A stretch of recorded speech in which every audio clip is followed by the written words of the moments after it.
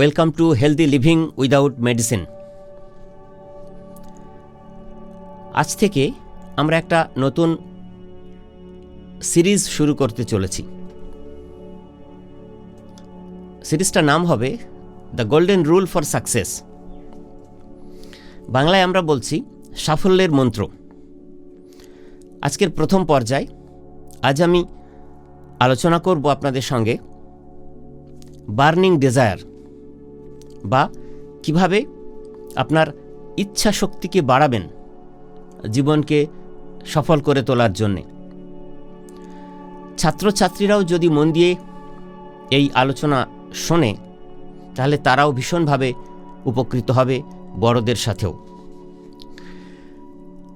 প্রথমে আমি বলবো কয়েকদিন আগের কথা।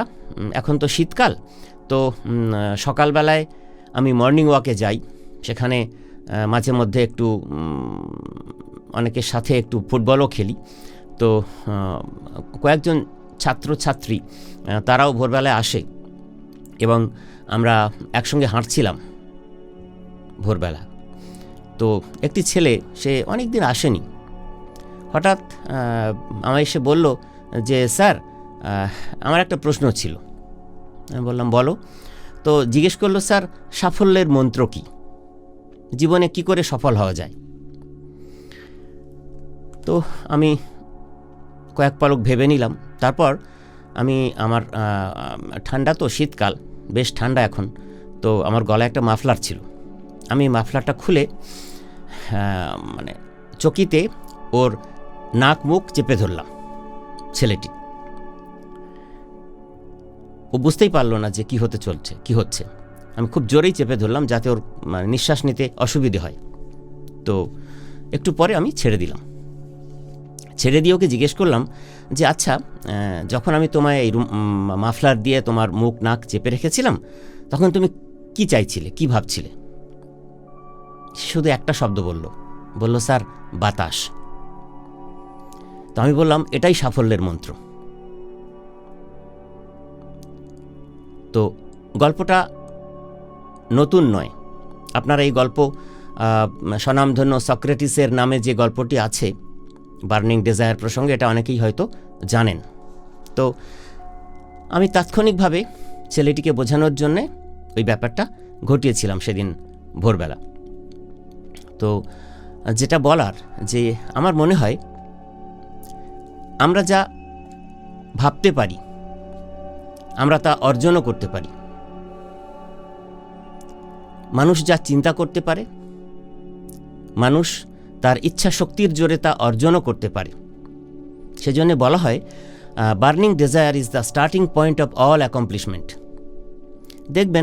দেখবেন কোথাও একটু, আপনি যদি সামান্য একটু কয়লা দিয়ে আগুন জ্বালান, তো সামান্য একটু আগুন কি অনেক উত্তাপ দিতে পারবে না। কিন্তু আবার যদি অনেক বড় আগুন, অনেকটা জায়গা জুড়ে আগুন জ্বালান, সেখানে আবার অনেক বেশি উত্তাপ পাওয়া যাবে। সেজন্যে ইংরেজিতে বলা হয় just like a small fire cannot give much heat, a weak desire cannot produce great results. তো কথা হচ্ছে, সাফল্যের জন্যে যদি মোটিভেশন সবসময় ঠিকঠাক না থাকে এবং কাজটা অ্যাচিভ করার যে অদম্য বাসনা সেটা যদি না থাকে, তাহলে কিন্তু বার্নিং ডিজায়ারটাই থাকবে না, প্রবল ইচ্ছা শক্তিটা থাকবে না। তো যেমন ধরুন কীরকম, মানে কিভাবে আমাদের মোটিভেশনটাকে সবসময় ঠিকঠাক পজিটিভ রাখতে হবে। মানে ধরুন আপনি 3 দিন আগে ভাত খেয়েছেন, তো সেই খাবার কি, তার এফেক্ট কি আজকে আপনি পাবেন না। আপনি 3 দিন আগে এক্সারসাইজ করেছেন, 1 সপ্তাহ আগে এক্সারসাইজ করেছেন, তার এফেক্ট কি আজকে পাবেন? আজকের জন্য আপনাকে আজ খেতে হবে, আজ এক্সারসাইজ করতে হবে।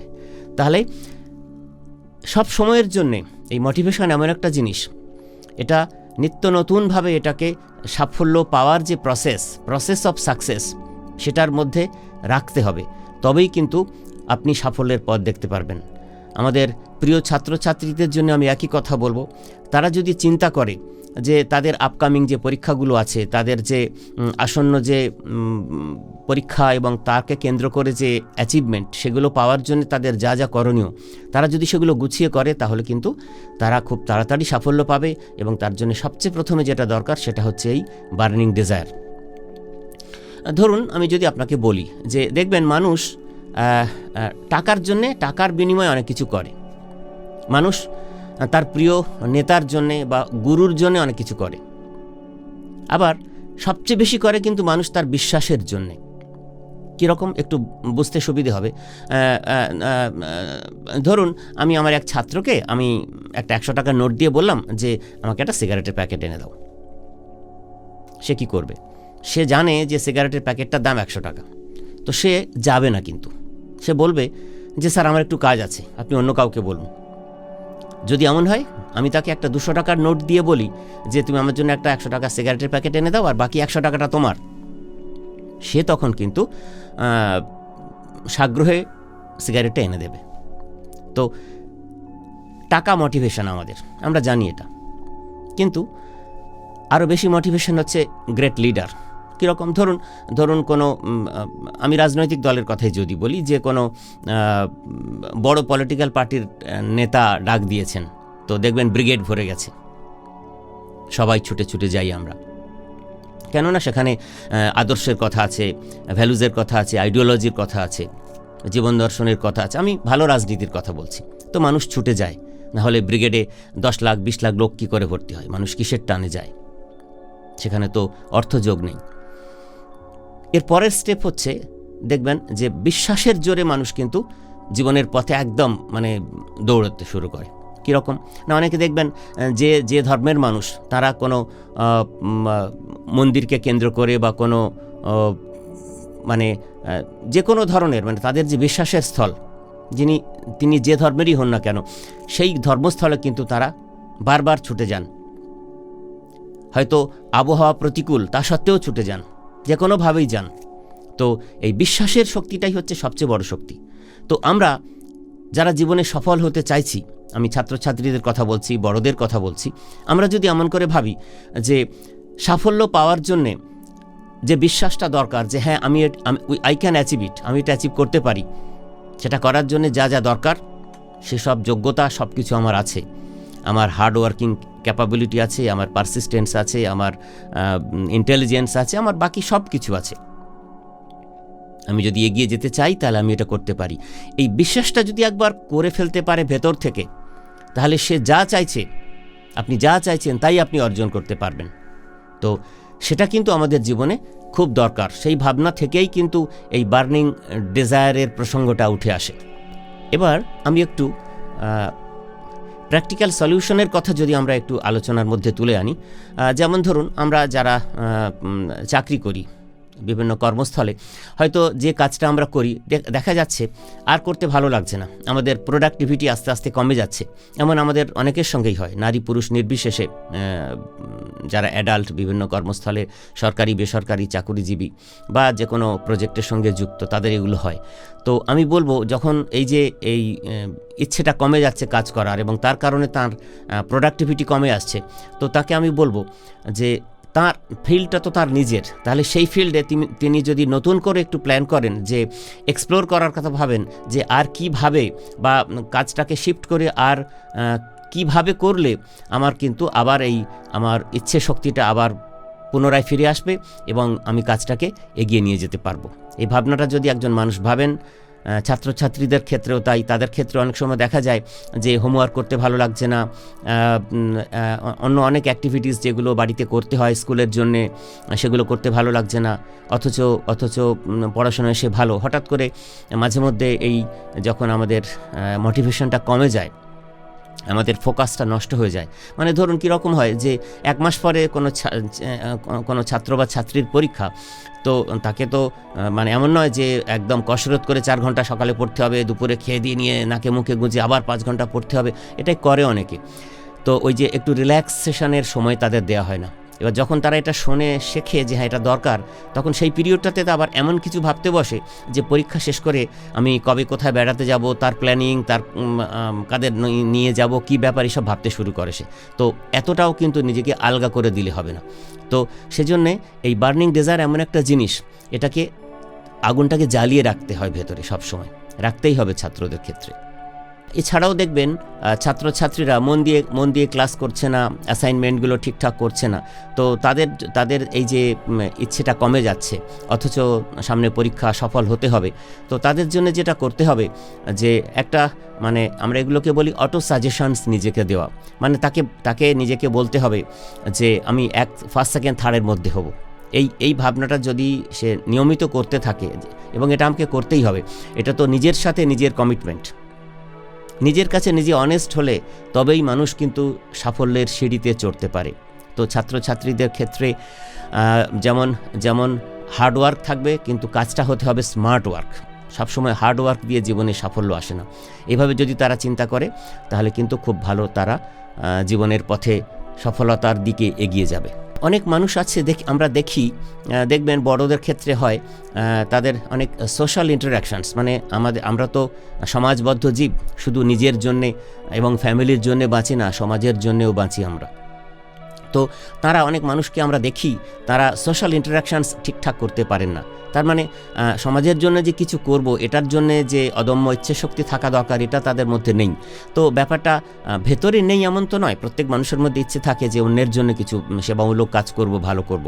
তো প্রথমে যাদের এই সমস্যাটা হয় যে সেই ইচ্ছেটা ভেতর থেকে তাগিদ অনুভব করেন না, তাদের প্রথমেই যেটা করতে হবে যে হ্যাঁ আমরা মানে এমনভাবে বাঁচব, কিছুটা আমাদের পরিশ্রম, আমাদের সব কিছুটা আমরা অন্যের জন্যে করব, অন্যের সেবার তাগিদে। সেবামূলক ভাবটা নিজের মধ্যে যদি জাগ্রত প্রথমে করে নেওয়া যায়, তারপরে তিনি যেটা করবেন, যদি খুব সমস্যা হয় যে সোশ্যাল ইন্টারাকশানস করতে, তাহলে তাকে দরকার হলে মানে সাইকোলজিক্যাল কাউন্সেলিং করে কিন্তু তাকে তার এই ভীতি কাটিয়ে নিয়ে তিনি তার জীবনের পথে এগিয়ে চলবেন। কেননা সাফল্য কিন্তু শুধু অর্থ দিয়ে মাপা হয় না, সমাজের জন্য ভালো কাজ করে যেটা পাওয়া যায় সেটা কিন্তু অনেক বড় সাফল্য।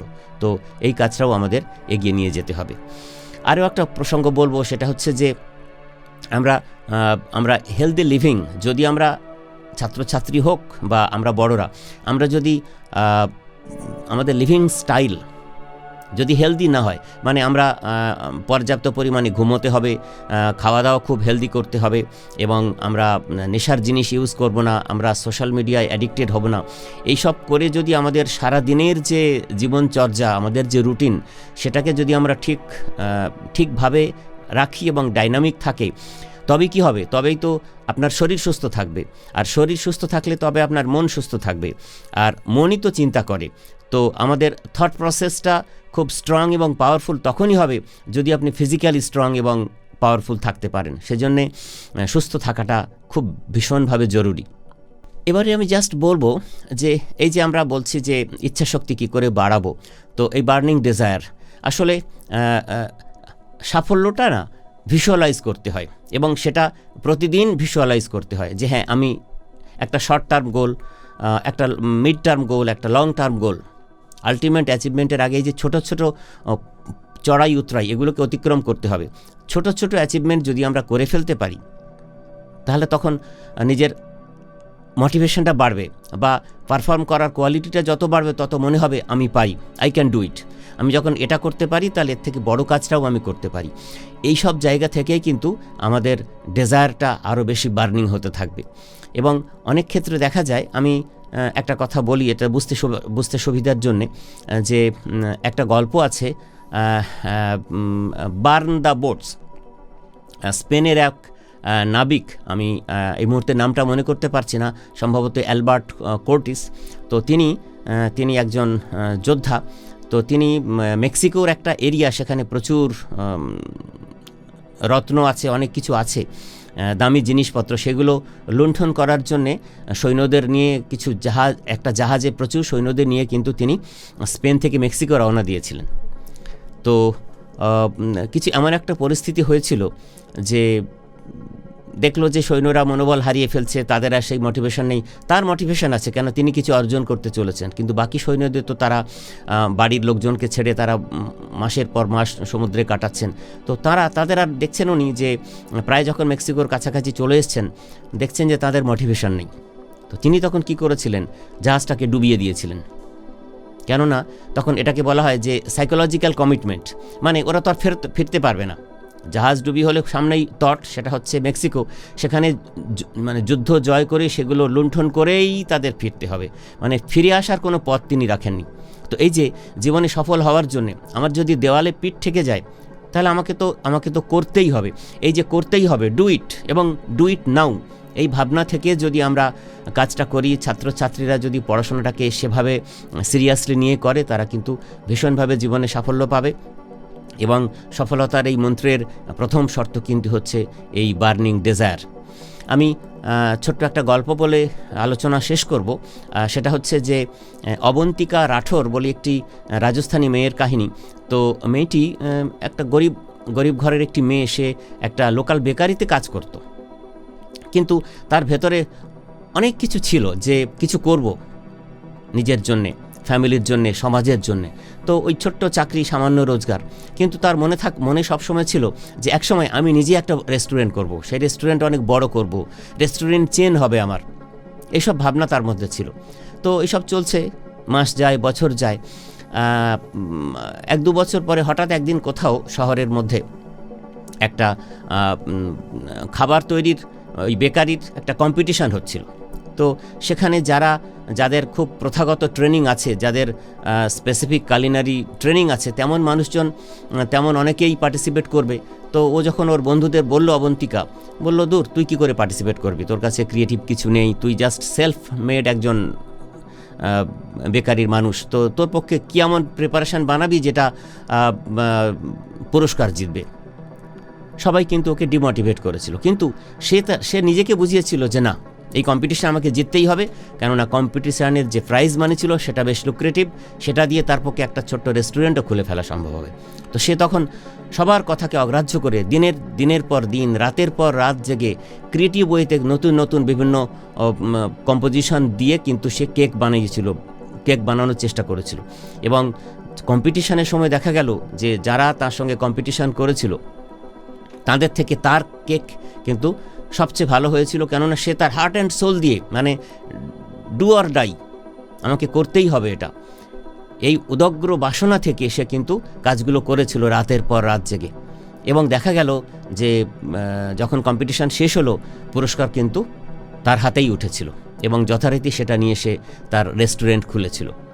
তো কথা হচ্ছে যে আমি জানি যে আমার দ্বারা এটা হবে না, কিন্তু তারপরেও যদি আমাকে বোঝাতে পারি, আমাকে সাজেশান, এটাকে অটো সাজেশান বলে, বোঝাতে পারি যে আমিই পারি।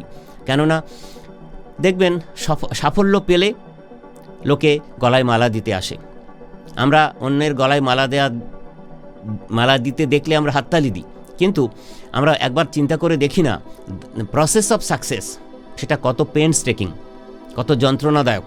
তো যদি এই কষ্টটা, প্রসেস অফ সাকসেসের যে কষ্ট, সেটা যদি ছাত্রছাত্রীরা সহ্য করতে পারে, হাসি মুখে মেনে নিয়ে জীবনের পথে এগিয়ে যেতে পারে, আমরা বড়রা যদি সেই প্রসেস অফ সাকসেসের যে যন্ত্রণা সেটাকে আনন্দের সঙ্গে মেনে নিতে পারি, তাহলে কিন্তু তবেই সাকসেসটা আসবে। এবং আমার মনে হয় দেখবেন সাফল্য আপনি পেলেন কোনো একটা কিছুতে, আপনার কাঙ্ক্ষিত সাফল্য, তো পাওয়ার পরে দেখবেন তার প্রতি আপনার বিতৃষ্ণা জন্মাবে, আবার নতুন কোনো সাফল্যের পেছনে আপনি দৌড়বেন। তো সবসময় আনন্দ কিন্তু আসে, প্রকৃত আনন্দ জীবনে আসে এই প্রসেস অফ সাকসেসের মধ্যে। তো এই প্রসেস অফ সাকসেসের মধ্যে অনেক কিছু থাকে। আপনার যদি এমনি একটা কথা আছে না যে if money is lost, something is lost, if a good friend is lost, a great thing is lost, but if your character is lost, you lost everything. তো চরিত্রবান হতে হবে, পরিশ্রমী হতে হবে, অধ্যাবসায়ী হতে হবে, এবং এই সাফল্যের পথে এগিয়ে চলার জন্যে এই উদগ্র আকাঙ্ক্ষা, বার্নিং ডেজায়ার, এটাকে সব সময়ের জন্য জ্বালিয়ে রাখতে হবে, সে ছাত্রছাত্রী হোক এবং আমরা বড়রা, সবার জন্যে। এইগুলো যদি ফলো করে মানুষ জীবনের পথে এগিয়ে যায়, তাহলে যিনি যে ফিল্ডে সাফল্য চাইছেন তিনি সেটা অর্জনও করে ফেলবেন।